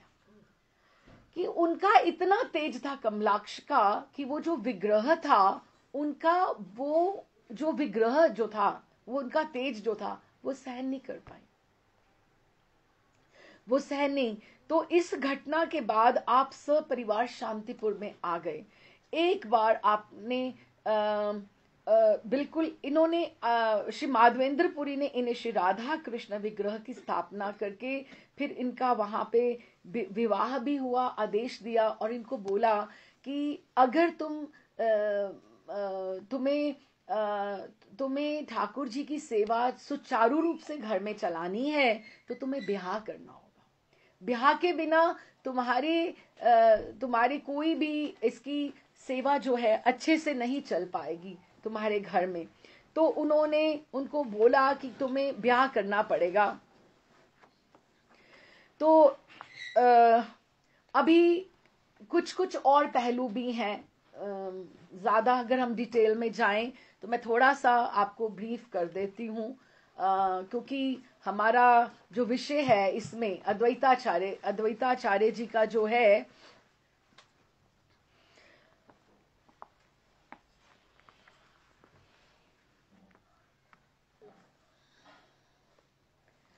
हाँ जी, जो अद्वैताचार्य की भी दो पत्नियां हुई। अब देखो वो हैं अद्वैताचार्य, एक है भगवान शिव उनमें और एक है उनमें महाविष्णु, है ना। तो अब उनकी भी पत्नी जो हुई दो हुई, वो दो में एक रूप में नहीं आई, वो अलग अलग रूप में आई। एक है सीता देवी और एक है श्री। एक सीता देवी हैं और एक श्री हैं। और उनके जो पिताजी हैं नरसिंह भादुड़ी हैं, वो भी क्या हैं, वो भी अब सब चैतन्य लीला में सब दो दो हैं, दो दो क्या तीन तीन चार चार भी हैं। अब ये सोचो, जो नरसिंह भादुड़ी हैं वो हिमालय पर्वत का अवतार है, जैसे सती माँ के पिता थे, और क्षीर सागर के अवतार हैं नरसिंह भादुड़ी। मतलब ये लीलाएं जो हैं, अब परफेक्ट रोल जो होता है, जैसे अब इसके पिता किसने, सती माँ का पिता कौन बनेगा, सीता कौन था पिछली बार जी, हिमालय थे, तो हिमालय जी आएंगे। भगवान लक्ष्मी जी का एक्सपेंशन जो है वो लक्ष्मी जी का कौन, क्षीर सागर है, क्षीर सागर से उत्पत्ति है, तो वो नरसिंह भादुड़ी उनका अवतार होके आए, है ना। तो इस तरह से, लेकिन जो सीता देवी हैं वो अयोनिजा हैं, उन्हें कमल पूजा करते हुए कमल के जैसे राधा रानी मिली थी ऐसे उनको सीता जी मिली। तो ऐसे उनको सीता जी मिली। तो माधवेंद्रपुरी जी ने उनको ये बोला कि अगर आपको अर्चा विग्रह की पूजा करनी है तो आपको सुचारू रूप से गृहस्थ आपको स्वीकार करना पड़ेगा। तो उन्होंने मंत्र दीक्षा देकर उनको अद्वैताचार्य को, उनको दोनों पत्नियों को, जैसे उनका ब्याह हुआ, उनको अभी बहुत लंबी स्टोरी है, कथा बड़ी लंबी, हम अलग चले जाएंगे। तो उनका ऐसे ब्याह होता है कमलाक्ष का, तो उनका अद्वैताचार्य नाम होता है। तो अद्वैताचार्य जो नाम हुआ उनका, तो अभी जैसे सबसे अच्छी बात हमें ये है, उनका एक तो अद्वैताचार्य नाम हुआ, कमलाक्ष उनका बचपन का नाम था क्योंकि कमल के नेत्र वाले थे। अच्छा, अभी दूसरी बात ये कि एक उनका नाम गौराना गोसाई है। कैसे गौराना गोसाई, गौर को लेकर आने वाले हैं, पैकिंग उनकी उन्होंने करी है, टिकट उन्होंने उनकी बुक कराई है, आवाहन अद्वैताचार्य जी का है, ठीक है। तो उन्होंने जैसे अब शबरी माँ को बोला था कि आएंगे आएंगे आएंगे, अब ठाकुर ने बोल दिया, अपने से 50 वर्ष पहले उनको वहां पे दे दिया, लेकिन कब आएंगे। तो वो एकदम से वो ऐसे हो रहे हैं कि वो कब आएंगे। तो ऐसे समय में उनको एक सहारा मिला, किनका मिला सहारा उनको, माधवेंद्रपुरी गुरुदेव का, जो हमारे उसके दूसरे सूत्रधार हैं उस समय के। हम पूरी की पूरी नवदीप धाम से पहले, महाप्रभु के आने से पहले हम व्यवस्था जमा रहे हैं, हम ऐसे सीधे सीधे प्रवेश नहीं कर रहे हैं। अच्छा, अब हम यहां से अद्वैताचार्य और उनका कैसे मिलन होगा हम बात करते हैं। पूर्व बंगाल के श्रीहट्ट जिले में एक गांव है पूर्णिपाठ। उसी ग्राम में एक धर्मनिष्ठ वरेंद्र ब्राह्मण के घर माधवेंद्रपुरी का जन्म हुआ। कुछ बड़े होते ही जब बालक को चतुष्पाठी पाठशाला में भर्ती किया गया तो उसकी बुद्धिमत्ता ऐसी थी कि असाधारण परिचय दिया। अब हम अद्वैताचार्य के गुरुदेव की बात कर रहे हैं, ठीक है, हम स्टेप बाय स्टेप समझ रहे हैं। खेल ही खेल में एक के बाद एक व्याकरण, काव्य, धर्मशास्त्र आदि में वो दक्ष हो गए। कुछ और बड़े होने पर वेद, भागवत, अन्य अन्य भक्ति शास्त्रों का माधवेंद्र ने मंथन कर डाला और आरंभ किया एक अध्यापना का गौरवपूर्ण जीवन, कि वो गुरु बन गए, टीचर बन गए, अध्यापन कार्य की औरों को सिखाने लगे। उनके साथ ही उनके जीवन में उद्गत हुई भगवत प्रेम की रसधारा। जैसे जैसे वो भागवत पढ़ा रहे हैं, उनको खुद उनमें भक्ति का संचार हो रहा है। और श्री हट में क्या पूरा बंगाल में फैल गई उनकी प्रतिभा और भक्तिमयता की ख्याति। ये पूरा का पूरा इतना माधवेंद्रपुरी ने भक्ति का संचार कर दिया। सबसे बड़े कल्प वृक्ष माधवेंद्रपुरी हैं। अवसर जानकर माता पिता ने उनका विवाह कर दिया। कुछ दिन के बाद एक पुत्र का जन्म हुआ। पुत्र के जन्म के पश्चात पत्नी का देहांत हो गया। माधवेंद्र को पत्नी के देहांत से ही संसार से वैराग्य हो गया कि मुझे संसार में रहना ही नहीं है। गंगा तीर पर कहीं वास करने के उद्देश्य से वे विष्णुदास पुत्र को लेकर पश्चिम बंगाल चले गए। पश्चिम बंगाल में कुलिया और कुमारहट के बीच विष्णु ग्राम है। वही माधवेंद्र ने एक कुटिया का निर्माण किया और वहां पे अपनी पाठशाला चलाने लगे।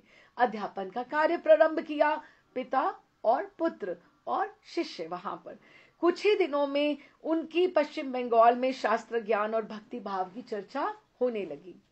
एक दिन उनके निकट आकर शरणापन्न हुए मेधावी तरुण, उनके पास एक युवक आया, बहुत ब्रिलियंट, और उसने शिक्षा दीक्षा ग्रहण करके उत्तर काल में वो बाद में कौन हुआ? महाप्रभु के गुरु हुए, ईश्वरपुरी। ये व्यवस्था जम रही है। आप देखो, महाप्रभु के जन्म से पहले उनके गुरुदेव का तो हमें बताना पड़ेगा ना। ये सारी हम जैसे शतरंज के मोहरे होते हैं, कौन सी चाल कहां से कहां चलनी है, एवरीथिंग इज डिस्टाइंड। हमारा चिंता चिंतन, वही महाराज जी कहते हैं ना, चिंता में समय मत करो, चिंतन में तुम अपना समय बढ़ाओ। क्यों? क्योंकि ये सब चीजें डिस्टाइंड है, प्रारब्ध है ये सारा का सारा। तो चैतन्य महाप्रभु के गुरु ये ईश्वरपुरी का वहां पे आके उन्होंने दीक्षा ली। अब आप देखते जाना माधवेंद्रपुरी का कितना बड़ा रोल है। अद्वैताचार्य का तो है ही है, लेकिन इनका कितना बड़ा रोल है। कुछ दिन के बाद उनकी साधन निष्ठा और भक्ति शास्त्रों में अपूर्व इतना उन्होंने के लोगों को मुख से बार बार चर्चा सुनकर श्री हट के नवग्राम से आए एक और तरुण छात्र, एक जन और आए उनके पास। उनका नाम क्या था? कमलाक्ष। यही अद्वैताचार्य आए कि वो भी गुरुदेव की ढूंढ में है। अब ये देखो, जो महाविष्णु और सदा शंकर भगवान का मिलित अवतार है, जिनके दर्शन और प्रणाम करने से काली माँ की मूर्ति फट जाती है, वो आए हैं किसको गुरु स्वीकार करने के लिए। वो गुरु कौन होंगे? अब मानो ये जो माधवेंद्रपुरी है हमारे योग पीठ के कल्प वृक्ष हैं, एक कल्प वृक्ष है, क्योंकि वो आगे वो ऐसा पेड़ है जिनके आगे पूरा का पूरा महाप्रभु का हमारी गौड़ीय परंपरा आगे चलने वाली है। इतने बड़े महा हैं। तो उन्होंने तरुण छात्र आए जिनका नाम था कमलाक्ष। कमलाक्ष ही उत्तर काल में बाद में अद्वैताचार्य के नाम से प्रसिद्ध हुए। ठीक है ना, हम यहां तक पहुंच रहे थे। अच्छा, अभी आपस में इनकी कैसा होती है अंडरस्टैंडिंग, क्योंकि इनको ठाकुर जी की तरफ प्रवृत्त करने वाले इनके गुरुदेव हैं, है ना। तो कमलाक्ष के मुख पर माधवेंद्रपुरी ने देखी एक अपूर्व प्रतिभा की दीप्ति और नेत्रों में प्रेम भक्ति रस की स्निग्धता, कि उनमें ऐसा उनमें प्रेम था, इतने सुंदर। अब आप देखो ना, शबरी के पास, शबरी जब आई मतंग ऋषि के पास, तो वो तो 5 वर्ष की थी। महाराज जी बोलते हैं, मतंग बुलाते हैं उसको, तुम्हें बेर अच्छे लगते हैं? तो अगर कहती हाँ, बाकी सब भाग गए हैं, मैं ही रह गई हूँ, कि बेर तो सब चोरी कर रहे थे लेकिन मैं ही रह गई हूँ। तो उन्होंने उनको बोला, बड़े महाराज जी बड़ा सुंदर बताते हैं। तो वो कहते हैं, तो तुम, अगर मैं ये सारे पेड़ तुम्हें दे दूं तो कहती अच्छा, तो मुझे क्या करना होगा? कहती तुम मुझसे दीक्षा ले लो। मतंग ऋषि ने बोला, मुझसे दीक्षा ले लो। तो कहते दीक्षा लेना क्या होता है? कहते बस कुछ नहीं, मेरा जाने का समय आ रहा है और राम जी के आने का समय आ रहा है। तुम मेरा प्रतिनिधित्व करते हुए राम जी की प्रतीक्षा यहां करना, राम जी की तुम यहां प्रतीक्षा करना, और जब वो आए उनका स्वागत करना मतंग बनकर। जब भी राम जी आए और देखो उसकी उत्कंठा, देखो 5 वर्ष की शबरी 90 वर्ष की हो गई, और रोज उसका एक ही भाव। मुझे शबरी और अद्वैताचार्य में बहुत सिमिलैरिटी लगती है, बहुत अधिक, कि वो भी उतना आवाहन कर रहे हैं जैसे शबरी माँ ने। उनके एक एक दिन में क्या क्या घटता था। रोज सुबह उठना, रोज उतने ही मन से सारा पथ बुहारना, शायद आज राम आ जाए, शायद आज गुरुदेव ने कहा था, विश्वास मेरे गुरुदेव ने कहा था वो आएंगे आएंगे, वो आएंगे आएंगे। और फिर बेर रखना, सब फूलों से सजाना, सब कुछ करना। आप देखो तपस्या कितनी, जिसको गुरुदेव कहकर गए हैं फिर भी उसकी कितनी तपस्या। हम तो ऐसे एक दिन में थक जाएं कि 2 दिन में, एक हफ्ता कुछ नहीं हो रहा हमारे से, ना भजन हो रहा ना कुछ हो रहा है। गुरुदेव ने कहा नहीं, गुरु बदलो भाई, कुछ करो, भजन साधना हमारी कुछ हो ही नहीं रहा, हमारा बिजनेस ही नहीं चल रहा। काम, गुरुदेव बिजनेस लाने थोड़ा आए हैं, वो तुम्हें प्रगति के पथ पे, अध्यात्म पे तुम्हें बढ़ाने आए हैं। तो फिर शबरी, उन्होंने कितना सुंदर, जब एक सेम एंथुजियाज्म, सेम एक्साइटमेंट, वो रोज उसका एक एक दिन। और जब राम जी आए तो वो एकदम से अंदर गई और अपने गुरुदेव की पादुका लेकर आई और कहती है, मैं मतंग ऋषि तुम्हें, हे राम मैं तुम्हें प्रणाम। लक्ष्मण ने सोचा इसको क्या हो गया, कहा तो ये प्रणाम करने लगी और ये राम को राम बुला रही है। तो फिर ठाकुर जी ने रोका कि ये इस समय मतंग ऋषि है, मतंग ऋषि का इसके गुरुदेव का इसमें आवेश है, गुरुदेव का इसमें आवेश है।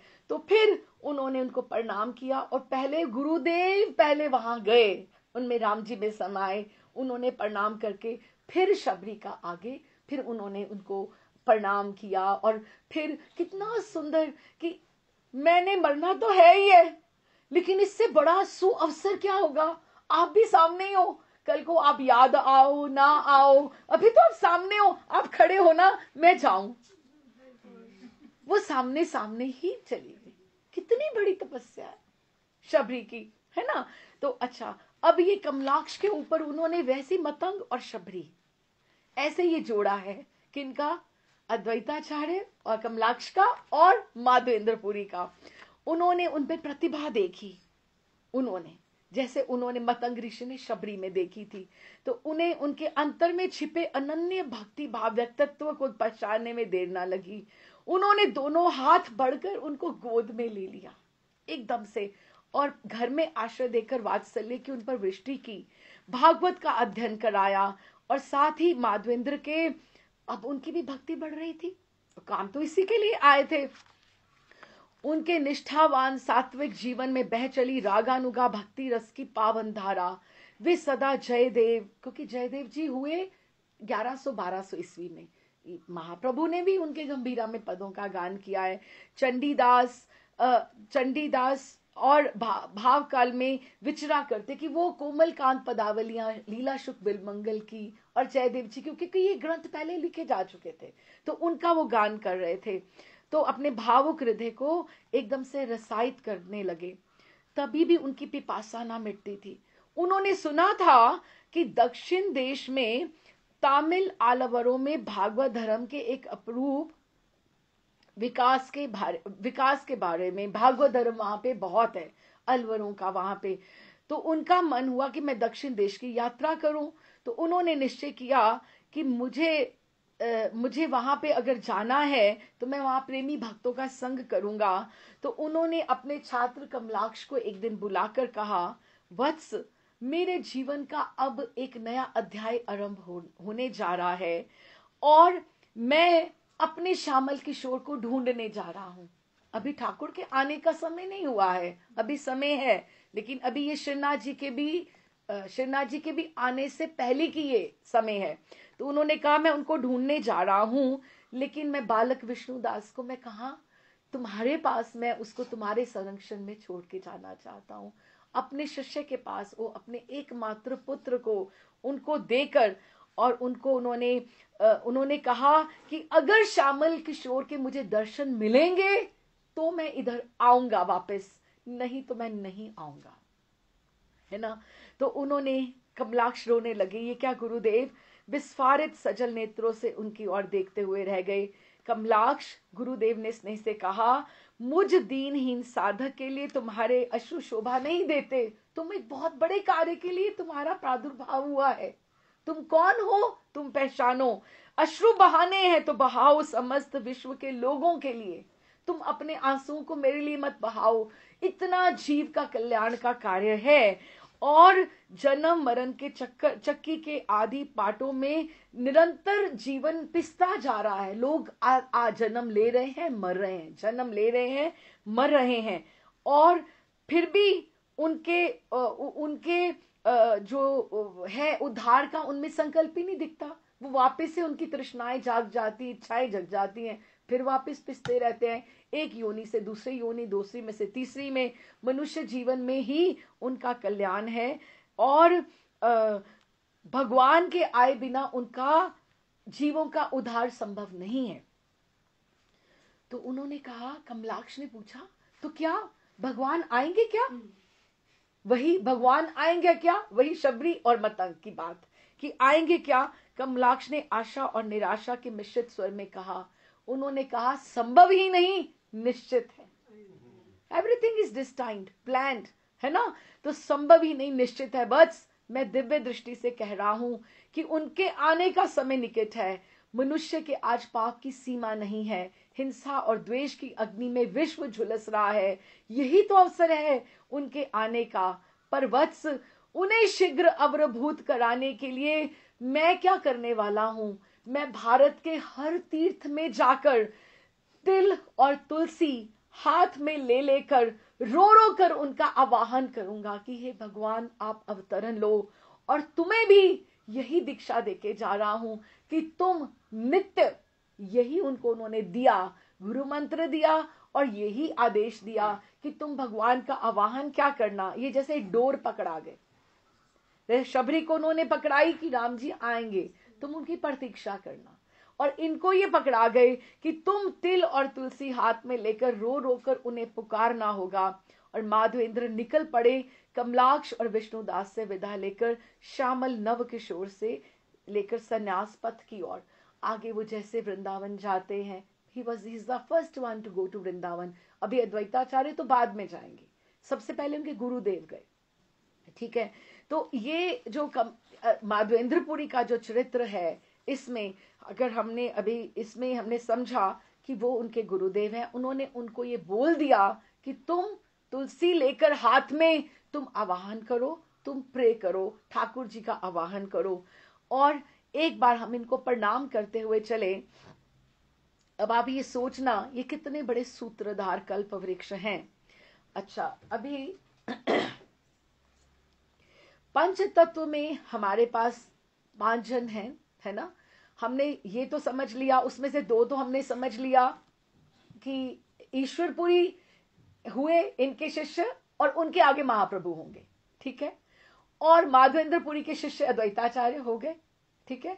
अब हम बाकी के बारे में बात करते हैं कि कितना बड़ा इन्होंने किया। अच्छा, अभी इन्होंने धीरे धीरे जहां जहां से सबको इकट्ठा किया, क्योंकि व्यवस्था जमा रहे हैं ना सब ठाकुर जी के आने के लिए। इन्होंने प्रधान इनके विरक्त जो शिष्य हुए, इनमें से परमानंदपुरी, रंगपुरी और अद्वैताचार्य तो हमने सुना ही, और ईश्वरपुरी। अब पुंडरीक विद्यानिधि वो जो हुए, उन्होंने गदाधर पंडित जी को दीक्षा दी। पंच तत्व में से गदाधर पंडित को पुंडरीक विद्यानिधि ने उन्होंने दिए। अच्छा, विष्णुपुरी रघुपति उपाध्याय, कृष्णानंद नरसिंह तीर्थ, सुखानंदपुरी, रामचंद्रपुरी, रघुनाथपुरी, अनंतपुरी, गोपालपुरी इत्यादि, ये अलग अलग स्थानों से इन्होंने ये पूरे के पूरे अपने पिलर्स इकट्ठे किए हैं भक्ति के, ठीक है। अच्छा, अब उनके गृहस्थ शिष्यों में प्रधान थे नवदीप के श्रीवास पंडित। डायरेक्ट डायरेक्ट दीक्षा उनकी, जैसे हम बोले प्रभुपाद की ये डायरेक्ट डिसाइपल्स हैं, हमारा एकदम से रिगार्ड उनके लिए बढ़ जाता है ना, कि उन्होंने एसोसिएशन प्रभुपाद की डायरेक्टली, हमने जैसे हम सोचते हैं हम बड़े महाराज जी के दीक्षित है, हमें बहुत अच्छा लगता है अपने आप में, कोई कम ज्यादा नहीं होता, गुरुदेव तो गुरुदेव है, लेकिन एक अपने आप में होता है कि उन्होंने, श्रीवास पंडित ने डायरेक्ट उन्हों से माधवेंद्रपुरी से दीक्षा ली, और उनके और भी बहुत से हुए दीक्षित हुए। माधवेंद्रपुरी के शिष्य पुंडरीक विद्यानिधि के चैतन्य महाप्रभु के अति अंतरंग गदाधर पंडित को दीक्षा दी, और उसके बाद राय रामानंद जो अर्जुन और विशाखा सखी का अवतार है, बाद में आएगा, राय रामानंद से जब मिलेंगे, सब दो दो है ना, राय रामानंद जो है बाद में आएंगे, पार्षद हैं, वो माधवेंद्रपुरी के शिष्य राघवेंद्र ने राय रामानंद को दीक्षा दी, ठीक है। और उसके पश्चात माधवेंद्रपुरी के शिष्य श्री संकर्षणपुरी हुए, जिन्होंने नित्यानंद प्रभु को दीक्षा दी। अब देखो, ऑल द पंच तत्व दे आर कवर्ड बाय एक कल्प वृक्ष माधवेंद्रपुरी से। अब कितना बड़ा हमारे पास, देखिए कि हम इनको प्रणाम किए बिना हम कैसे आगे बढ़े। ये हमारे पंच तत्व को अगर हमने प्रणाम करना है तो पहले हम उनके गुरु परंपरा को पहले प्रणाम करें, उनकी कृपा के आश्रय को लेते हुए हम चले। तो उन्होंने फिर जैसे आगे किया, जैसे जैसे उनका रहा, वो तो अलग बात है, लेकिन वो अब हम वापस से आते हैं अद्वैताचार्य के ऊपर, कमलाक्ष के ऊपर। उन्होंने ब्याह किया, उन्होंने अपनी, उनकी पत्नियां जो थी सीता और श्री, सीतानाथ भी बोला जाता है अद्वैताचार्य जी को, और ये क्लासरूम के विषय हैं, आपको नोट करना चाहिए कि ये सब याद रहे हमें। सीतानाथ भी बोला जाता है अद्वैताचार्य जी को। तो उन्होंने कहा कि अगर कृष्ण को निवेदित करना है भोजन, तो तुम्हारी पत्नी अगर दीक्षित नहीं है तो तुम नहीं कर सकते। अगर अर्चा विग्रह को स्पर्श करना है, तुम्हारी पत्नी दीक्षित ना, पहले उनको दीक्षा दिया, तो फिर उसके पश्चात उन्होंने विग्रह सेवा को, और खुद उनको आज्ञा दी कि तुम सुचारू रूप से तुम्हारी अर्चा विग्रह, तभी तुम्हारी सेवा चलेगी। अच्छा, तो उन्होंने फिर क्या किया, हरिदास ठाकुर जो साक्षात ब्रह्मा जी और प्रहलाद जी का अवतार है, सब दो दो हैं, है ना। हम धीरे धीरे सबको साथ साथ में समझते हुए चलेंगे, क्योंकि पूरा का पूरा ऐसे ट्रैक, जैसे जैसे उनका आता जाएगा नाम हम उनको समझेंगे। हरिदास प्रभु और अद्वैताचार्य ने गंगा तीर पर बैठ के रो रो के आवाहन शुरू किया। क्या? तुलसी जी है अपने शालिग्राम जी के ऊपर अर्पण करके, और कभी महामंत्र से, कभी गोपाल शस्त्र नाम से, कभी गोपाल शस्त्र नाम से, कभी गोपाल मंत्र से, और करते करते करते करते उनको कितना समय बीत गया कि उन्होंने कितना उन्होंने चंदन युक्त गोपाल मंत्र, और कहते हैं कि जो दीक्षित हैं उन्हें अपने इष्ट देव के चरणों में एक तुलसी अपने हाथ से अवश्य अर्पण करनी चाहिए। और अगर अपना दीक्षा का मंत्र अगर आप लेकर दीक्षा में मंत्र अगर आप लेकर अगर आप अर्पण करो तो और उसका लाभ है। या दीक्षा में जितने अक्षर, दीक्षा मंत्र में जितने अक्षर हैं, जितने स्वर है, लेटर्स हैं, उतनी तुलसी, डिपेंड करता है अब कितनी अवेलेबिलिटी है, उतने में से आप अपने घर में अगर शालिग्राम जी उनको अर्पण करो, या अपने इष्ट को अपने हाथ से अर्पण कीजिए। नहीं तो महामंत्र, हमारी भाभी माँ बहुत अच्छा एकादशी के दिन विष्णु शस्त्र नाम से अर्चा तुलसी जी के साथ करती हैं, शालिग्राम जी के साथ, क्योंकि क्या है कि आपकी कोई भी, तुलसी जी से ठाकुर जी का बहुत प्रेम है। हमारा तो ठाकुर जी का विशेषता है क्योंकि शालिग्राम जी, तो उनके बिना वो तो अभी आप बोलो कि आपके प्रियालाल जी, कोई बोले आपके तो प्रियालाल जी की उपासना आप शालिग्राम जी की क्यों करते हो, शालिग्राम जी को यमुना जी में पधरा दो। कई ऐसे बात होती है कि आप शालिग्राम जी की क्यों पूजा, आपकी तो प्रियालाल जी की। हमें तो ठाकुर जी की, राधा रमन जी की श्री अंग के कांति में हमें शालिग्राम जी नजर आते, लगता है उनके भाई बहन है। वो उनकी कांति में गंडकी की उसमें झलक नजर आती है ना। तो उनको कैसे, उनका तुलसी जी के बिना गुजारा ही नहीं है। शालग्राम जी है, शालग्राम जी से स्वयंभू प्रकट है। उन्होंने प्रूव किया मैं शालग्राम मैं ही हूं। उन्होंने प्रूव किया है कि शालग्राम मैं ही हूं। तो उन्होंने, तो ये क्या है कि प्रेम ऐसा है ठाकुर जी का कि जब तक हम कंठी नहीं पहने हमें ठाकुर जी स्वीकार ना करें, और जब तक हम तुलसी जी भोग में अर्पण ना करें तो ठाकुर जी भोग ना स्वीकार करें। और जितनी आपकी कमियां रह गई, जितनी आपकी कमियां रह गई आपकी उपासना में, भोग में, भजन में, अगर आपने तुलसी अर्पण ठाकुर जी को कर दी चरणों में कि जो कुछ बना पड़ा, जो कुछ हुआ ये आपका, तो सब कमियां पूर्ण होगी। क्योंकि तुलसी जी जो है वो एक भाव से पूर्णता की द्योतक है, पूर्णता। और देखो तुलसी, आप ये सोचो कि जो तुलसी में पे को शालग्राम जी पे चढ़ाने से जो महाप्रभु का अवतरण हो सकता है, गोलोक धाम से राधा कृष्ण मिलित अवतार हो सकते हैं, तो उससे कौन सी प्रॉब्लम हल नहीं हो सकती जीवन की। एक उन्होंने एक मेडिसिन बता दी ना कि ये अचूक दवाई है, तुम गोपाल शस्त्र नाम करो, विष्णु शस्त्र नाम करो, तुम तुलसी जी के साथ। तो अगर वो हो सकता था तो ये भी हो सकता है ना। तो उन्होंने महामंत्र ले लेके जो पुकारना शुरू किया शालिग्राम जी को, और इस तरह से करते करते करते करते फिर जब 50 वर्ष पूर्व आए तो अब हम तैयार हैं कि अब फिर महाप्रभु का आगे जन्म कैसे होगा। और हम थोड़ा सा अभी हमने कमलाक्ष को, अद्वैताचार्य को स्पर्श किया, उनका कृपा लेके चल रहे हैं। और वो ही जो है अद्वैताचार्य महाप्रभु का अवतरण कराने वाले, हुंकार करते थे, हुंकार करते थे। महाप्रभु उनको नाड़ा बोलते थे, नाड़ा ओल्ड मैन, जिस तरह से सबसे वृद्ध वही है पूरे के पूरे पंच तत्व में। तो उनको एकदम से बोलते थे, हुंकार करते थे। और जब वो नृत्य करते थे एकदम से कमर मटका मटका कर, तो एकदम से जो बूढ़े तो बड़े बड़े वो भावुक होके तो बहुत प्रसन्न होते थे महाप्रभु कि अद्वैताचार्य कैसे नृत्य करते हैं। और हम पढ़ेंगे कि उनकी कॉल पे ही वो आए थे और उनके कहने पे ही वो धराधाम से गए। होस्ट से पूछ के आना पड़ता है ना, आ जाऊं, तो फिर पूछ के जाना पड़ता है मैं जाऊं, है ना। तो उनका ही आवाहन था, उनका इतना बड़ा रोल है द्वैताचार्य का।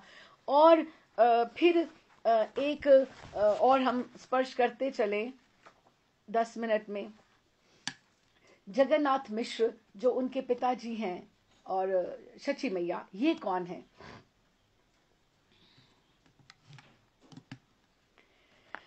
अच्छा जी, हाँ, अभी ये भी सोचना चाहिए कि ये नहीं कि जैसे प्रभु आए, अवतरण होता है तो प्रभु गोलोक धाम से नीचे अगर आते हैं तो वो ऊपर उनका सिंहासन खाली हो गया कि ठाकुर जी तो आजकल, ऐसा नहीं कि आजकल वृंदावन आए हुए हैं, ठाकुर जी तो वहां ऊपर है ही नहीं। वो एक रूप से उनका अवतरण होता है, एक रूप से वहां ही लीला चलती है। तो ऐसा नहीं है कि ठाकुर जी यहाँ आए हुए हैं आजकल वृंदावन, आजकल आपको वहां नहीं मिलेंगे, ऐसा नहीं रहता है ना। अच्छा, पहले वृंदावन में जो प्रेम रस के मूर्तिमान रूप यशोदा और ब्रिजराज नंद थे, उन्होंने ही शची देवी और जगन्नाथ पुरंदर होके जन्म ग्रहण किया है। इसमें कोई भी संदेह की बात नहीं है। कवि कर्णपुर की गौर गणेश दीपिका में ऐसा उल्लेख है। और उसमें और भी थोड़े थोड़े भाव जुड़े हुए हैं। अदिति कश्यप जिन्होंने कौशल्या दशरथ और प्रश्नी सुतपा, ये सारे के सारे गृहस्थी पति पत्नी के जोड़े हैं। और सारांशता श्री यशोदा, श्री अदिति, श्री कौशल्या, श्री प्रश्नी, देवकी, जो कि प्रभु के प्रत्येक अवतार में इनकी माता बनती आई हैं। अब आप सोचो कितना, 20-20-25 है तो 20-20% लगा लो, 40-60 लगा लो, कौन कितना है। साथ ही नंद बाबा में कश्यप जी, दशरथ, सुतपा, वासुदेव इसके क्रम से जगन्नाथ मिश्र के रूप में हैं। श्री अदिति कश्यप के पुत्र हुए, अदिति कश्यप के पुत्र हुए। और यशोदानंद के पुत्र हुए श्री कृष्ण, श्री कौशल्या दशरथ के पुत्र हुए श्री राम, प्रश्नी सुतपा के पुत्र हुए प्रश्नी गर्भ, और देवकी वसुदेव के पुत्र हुए श्री कृष्ण। और ये उनका अभिनय है इस तरह से कि किस तरह से ये होता है। और अगर हम थोड़ा सा और पीछे जाएं, अगर हम थोड़ा और पीछे जाएं, दोनों लीलाएं जो हैं, जो हम लोग सोच रहे हैं कि जैसे राम लीला, कृष्ण लीला और जो गौर लीला है, ये सब पैरेलल चलती हैं। तो ब्रिज में प्रजन्य नामक गोप श्री कृष्ण के दादा थे। अच्छा, उन्होंने ही श्री हट में उपेंद्र मिश्र के, जगन्नाथ जी के जो है श्री हट में उपेंद्र मिश्र के नाम से जन्म ग्रहण किया है। उनके 7 पुत्र हुए। जैसे ऐसे इधर हम अभी दोनों लीलाएं हम साथ में लेके चल रहे हैं, कृष्ण लीला और ये पर्जन्य जो हैं वो दादा हैं, और इधर ये भी इधर से दादा बनेंगे। पर्जन्य वही ना, जो रोल जिसको अच्छा लगता है, जो अच्छे से प्ले करता है, आप उसको वापस से उसी रोल में बुलाते हो। यदुवंश कुलभूषण देवमीड़ मथुरा के राजा थे, ये क्षत्रिय थे। तो इस तरह से इन्होंने आगे बताया। हम बस थोड़ा सा इनका पढ़ते हैं कि पर्जन्य लीला में पर्जन्य नामक के गोप जो है उपेंद्र मिश्र हुए, उनके 7 पुत्र हुए। और क्योंकि ऐसे पहले सप्तपुत्रवती भव ऐसा आशीष दिया जाता था, और एक कंसारी, परमानंद, पद्मनाभ, सर्वेश्वर, जगन्नाथ, जो 5वें पुत्र हैं वो जगन्नाथ मिश्र हुए हैं उपेंद्र मिश्र के। वो पर्जन्य गोप हैं। जैसे उनके उधर थे ऐसे इनके इधर है, जगन्नाथ, जनार्दन और त्रिलोकीनाथ। सो इनके बड़े भैया भी हैं जगन्नाथ मिश्र के, और छोटे भैया भी हैं। तो हम सोच सकते हैं कि श्री जो नवदीप धाम है उस समय कितना बड़ा रहा होगा। अब इनके परिवार भी आगे होंगे। अब 7 तो भाई यही हैं। तो और भी आसपास के गांव में इतनी पाठशालाएं चल रही हैं, जैसे हमने सोचा तो नवदीप की पॉपुलेशन कितनी होगी, तो हम उस तरह से सोच सकते हैं। तो 5वें श्री जगन्नाथ मिश्र ही श्री चैतन्य महाप्रभु के और विश्व रूप के पिता हैं। इसी प्रकार ये जो पर्जन्य थे, उनकी पत्नी महामान्य नवदीप लीला में कमलावती, वो उनकी दादी हुई हैं। जगन्नाथ जी की जो माता हुई हैं वो कमलावती नाम था। तो इस तरह से ये हमने पूरा का पूरा पंचतत्व का महात्म्य समझा। हम अभी यहीं विश्राम करते हैं। I think it had been a bit, आपको याद करने में सारे कैरेक्टर्स बड़ा थोड़ा मुश्किल भी लग रहा होगा, नाम जो हैं, पर फिर हम लीला में अगली बार से फाइनली 4 के बाद अभी हम प्रवेश करेंगे। तो ये माता के बारे में हमने समझा, और पिताजी जो इनके हैं, और अद्वैताचार्य जो पंच तत्व जो हैं, और सबसे बड़ी बात अद्वैताचार्य ने किस तरह से ठाकुर जी का आवाहन करके, और कहते शांतिपुर में, मैंने तो दर्शन नहीं किए, अगर आपने किए हो तो आप बताइएगा। शांतिपुर में कहते वो शालग्राम जी अभी भी हैं जिनकी वो पूजा करके वो तुलसी पत्र वो चढ़ाया करते थे और हुंकार किया करते थे कि ठाकुर आप कब प्रकट होंगे। इस तरह से have you taken Darshan? You have not gone. You have gone. You have taken darshan. That's nice. No, it's not. They are not there. हाँ? नहीं गए, नहीं भाव में she says she has gone. हाँ, आपने दर्शन किए? हाँ, वो कहते शांतिपुर में वो शालग्राम शिला है, क्योंकि मैंने भी सुना, मैं नहीं गई शांतिपुर, तो वहाँ पे कहते कि वो शालग्राम शिला है, कोई जाए तो दर्शन करना चाहिए। कि जिसको उन्होंने अद्वैताचार्य ने जिन्होंने पूजा करी, और जिसको तुलसी पत्र चढ़ाते हुए उन्होंने ठाकुर जी का आवाहन किया। तो बस अब अगली बार हम फिर आगे से यहाँ से चलेंगे महाप्रभु की लीला में। राधे श्याम जी।